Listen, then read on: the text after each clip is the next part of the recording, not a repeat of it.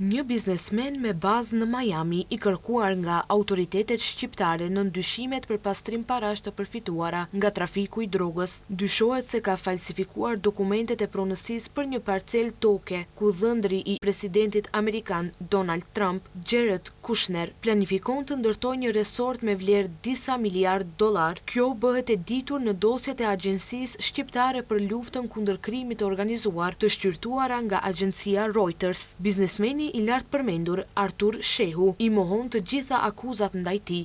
Sipas dosjeve hetimore, Artur Shehu dhe persona të tjerë të përfshirë në këtë rast dyshohen se kanë trafikuar kokainë nga Amerika e Jugut drejt porteve evropiane, ndërsa fitimet e përfituara nga aktiviteti i paligjshëm i kanë pastruar përmes krijimit të një perandorie në sektorin e pasurive të paluajtshme. Në muajin prill, Artur Shehu i ashiti segmentin e Bregdetit shqiptar, ku planifikohet ndërtimi i resortit luksos kompanisë Albania Land Development, e cila është në pronësi të Sazan Real Estate Development, kompania zhvilluese e projektit të mbështetur nga Kushner, si dhe investitorëve të tjerë. Megjithatë, në dosjet hetimore nuk ngrihen akuza për ndonjë veprim të paligjshëm ndaj Jared Kushner dhe personave të tjerë. Sipas agjencisë Reuters, nuk ka asnjë tregues se investitorët kanë qenë në dieni të dyshimeve që rëndonin mbi Shehun. Ndërkohë, qeveria shqiptare e ka mbështetur fuqishëm projektin.